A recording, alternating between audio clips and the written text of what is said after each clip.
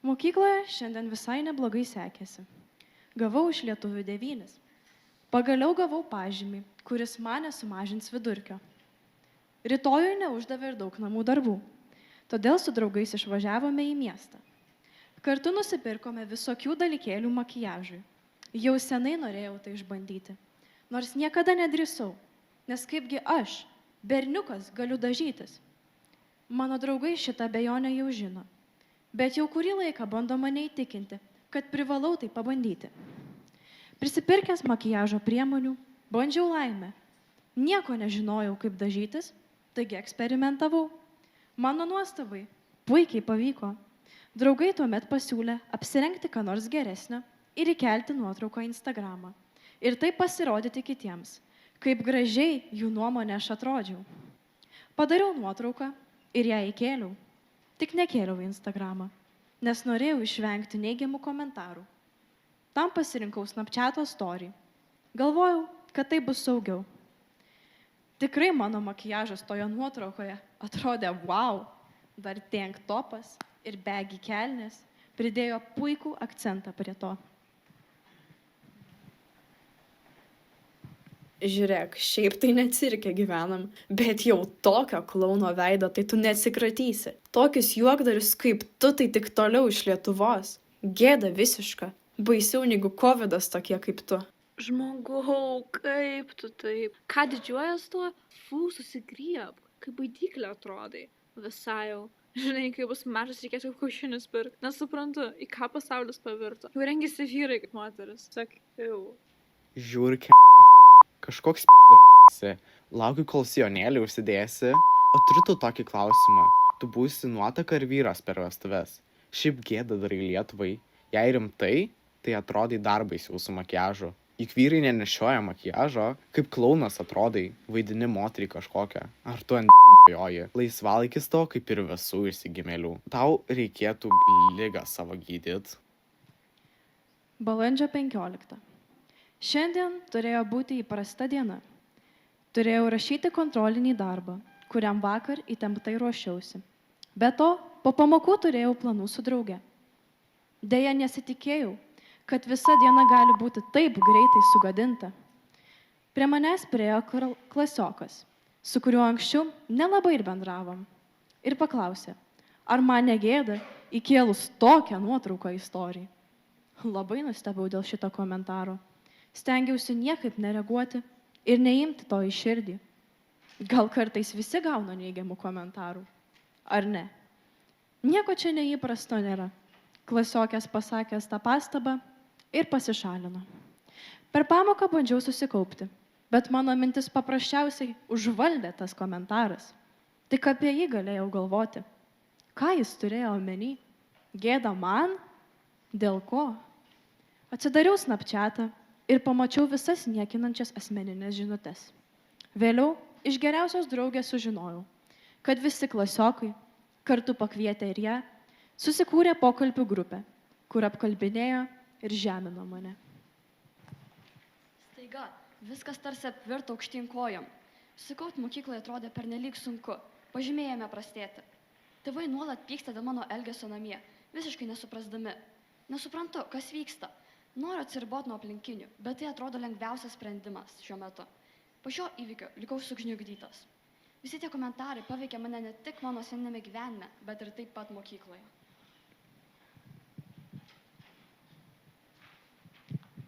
Taigi, elektroninės patyčios gali vykti ir už mokyklos ribų, bet tai nereiškia, jog jos nepaveikia bendramžių bendravimo mokykloje, klasės atmosferoje ir taip toliau. Elektroninės patyčios visai nėra elektroninio prietaiso dalis. Tai kiekvieną dieną tampa vis didesnė ir didesnė mokyklinio gyvenimo dalimi. Pasaulio sveikatos organizacija paskelbė ataskaitą, kurioje teigiama, jog 2022 metais net 16% 11-15 metų amžiaus mokinių patyrė patyčias elektroninėje erdvėje. O tai reiškia, kad jog šiuo metu vienas iš 6 vaikų patiria patyčias elektroninėje erdvėje.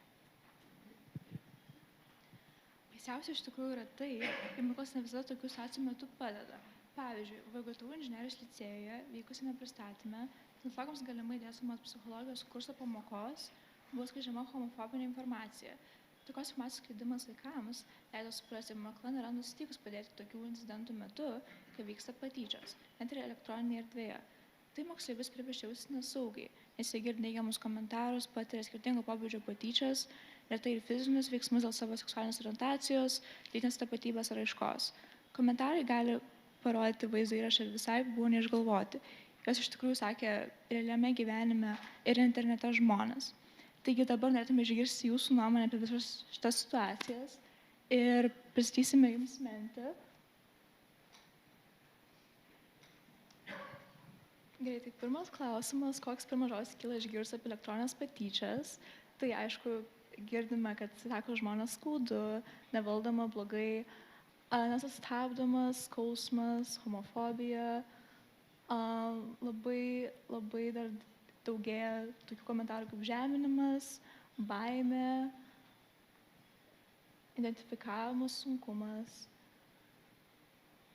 nebaudžiamumas.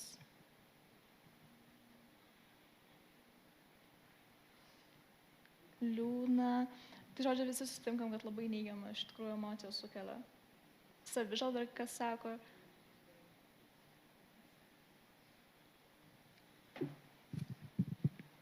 Taigi, galbūt ir gan paprastas klausimas, tačiau ar jums yra tekę pastebėti elektroninių patyčių atvejų artimoje aplinkoje?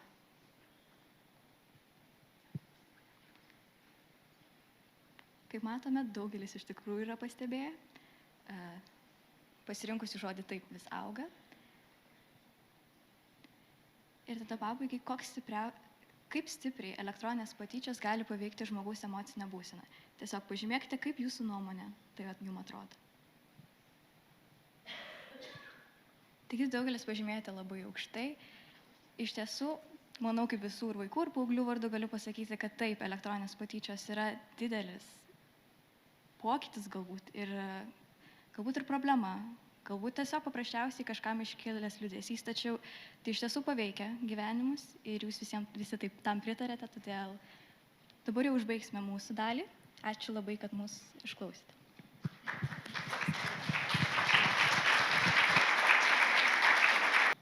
Šiandien visi 10-okai pasirodė puikiai, tik Ūla gavo 3. Norėdama ją paskatinti, pajuokavau, jog su tokiais pažymiais tik prasta ateitis. Šiandien visi tavo 10-okai pasirodė puikiai, tik Ūla iš jų gavo 3. Norėjai paskatinti ją geriau mokytis, pasakai, jog su tokiais pažymiais prasta ateitis.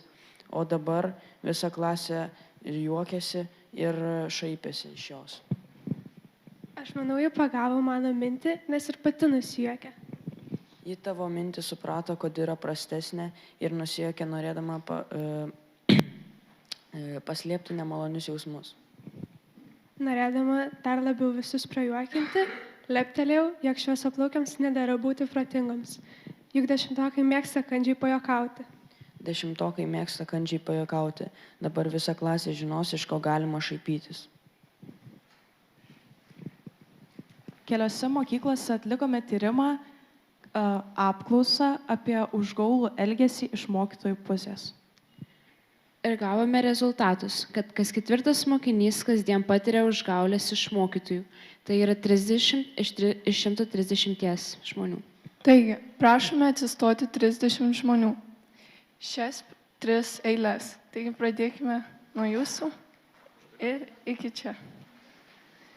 Dabar visi apsižvalgykime ir pamastykime, kiek tai yra daug ar mažai. Galite atsisėsti. Iš viso per visą mokymosi laikotarpį užgaulius komentarus dėl akademinių rezultatų iš mokytojų arba mokyklos darbuotojų yra patyrę apie 7 iš 10 5-12 klasių mokinių. Tai yra 105 žmonės esantys šioje auditorijoje. Taigi, dabar prašome atsistoti visus čia sėdinčius, nes maždaug tiek čia ir yra žmonių.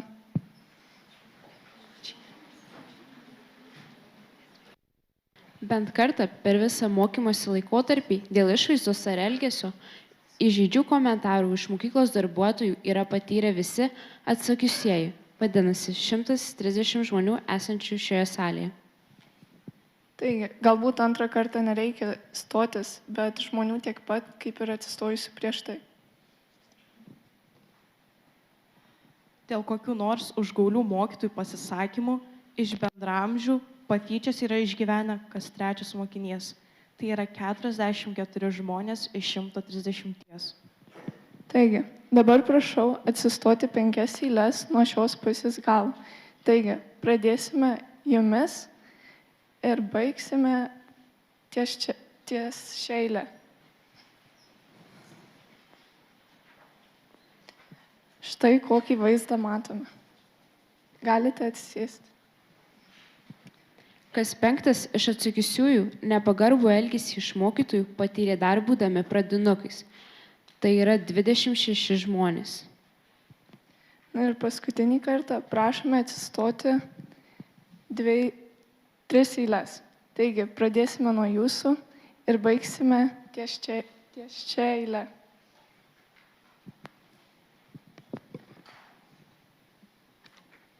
Štai kiek vaikų, pradinukų, patiria užgaulų elgesį.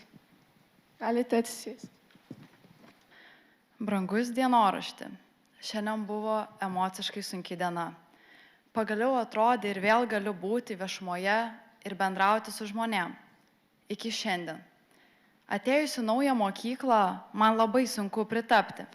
Apie tai jau rašiau anksčiau. Ypač, kai po paskutinių įvykių labai nepasitikiu žmonėmis. Prieš porą savaičių rašiau pirmąjį matematikos kontrolinį darbą šioje mokykloje. O tu juk žinai, kaip aš gerai moku matematiką ir kaip man ji patinka. Buvau pati gabiausia mokinė praeitais metais, iki nelaimės. Paskutiniu metu dažnai lankausi gydymo įstaigose ir neskiriu daug laiko mokslams. Ir negalėjau pasiruošti atsiskaitimui. Šiandien man mokytoja pasakė, kad visi gavo patenkinamus pažymius, išskyrus mane. Na, aš manau, kad yra neetiška pasakyti tik mano pažymį. Man netgi gėda dėl jo. Prie to pačio pridūrė, kad aš būsiu benamė ir neturėsiu jokios ateities. Bet aš juk tiek daug moku ir tiek daug noriu daryti gero. Ar tai gali būti tiesa, kad vienas pažymys nulems mano ateitį? Ką man daryti? Ji net pasijuokė iš šito savo juokelio, tačiau man neatrodė juokinga. Viduje aš verkiau, bet išorėje turėjau išlikti stipri. Galiausiai ji prisikabino prie mano plaukų ir išreiškė, kad šviesiaplaukės negali būti protingos ir teisingai išspręsti užduočių. Kodėl ji taip galvoja? Aš visada labai grožėjausi savo plaukų spalva, bet po šio mokytojos komentaro noriu nusidažyti plaukus, kad būčiau protingesnė pagal ją. Maža to, kad esu naujokė ir man ir taip sunku susibendrauti su jau esamomis draugų kompanijomis, dabar jie iš manęs net tyčiojasi. Kiekvieną kartą į klasę užėjus nužiūrinėja 10 akių ir pradeda šnabždėtis. O vėliau koks klasės drąsuolis išrėkia: "Ei, matematikė, ar ištemsi teigiamą šį pusmetį?" Visa klasė pradeda juoktis. Atsisėdu ir pradedu raudoti. Niekas nepastebi, nes visi net atsitraukia nuo manęs, lyg nešiočiau užkrečiamą ligą. Jaučiuosi tragiškai. Nieko nebenoriu. Bijau kreiptis į suaugusiuosius, nes gal ir jie pritarps mokytojos nuomoniai ir irgi sakys, kad aš esu nevykėlė. Tikiuosi, kitą kartą parašysiu su geresnėmis naujienomis. Iki greito. Ūla. Kiekvieną dieną, kai per pietų pertrauką į mokyklą atsinešu maistą, visa klasė iš manęs pradeda juoktis. Vieni prieina ir net atima mano maistą, pasako, gal užteks jau tau valgyti, pasižiūrėk į save, kiti tiesiog visai pravardžiuoja. Papasakojau mamai, kad mane mokykloje pravardžiuoja. Tu papasakai mamai, kad tave mokykloje pravardžiuoja. Ji pasakė, nekreip dėmesio ir jiems nusibos. Ji pasakė, kad tu nekreiptum dėmesio ir jiems nusibos. Bet tai tęsiasi jau 3 metus. Bet tai tęsiasi jau 3 metus. Pasakiau savo klasės auklėtai, kad vaikai mane leidžia eiti į valgyklą. Pasakei savo klasės auklėtojai, kad tau vaikai neleidžia eiti į valgyklą. Jie užtveria kelią ir pasako, kad aš per stora įeiti. Jie tau užtveria kelią ir pasako, kad tu per stora įeiti. Auklėtoja man atsakė. Auklėtoja tau atsakė. O ką tu padarai, kad jie ant tavęs supyko? O ką tu padarei, kad jie ant tavęs supyko? Ir gal tau iš tikrųjų reikėtų pasportuoti? Ir gal tau iš tikrųjų reikėtų pasportuoti? Taigi, mes norime paprašyti jūsų atsakyti kelias klausimus, kad pamatytumėte, kaip jūs supratot šią situaciją. Taigi, ką ši situacija pasako apie aplinką jums? Kad aplinka yra nesaugi jūsų manymu, tik labai maža dalis mano, kad yra saugi. Sutinku su jumis to klausimu, kad aplinka yra nesaugi ir gali būti visokių pavojų. kaip turėtų pasielgti situacijos herojė?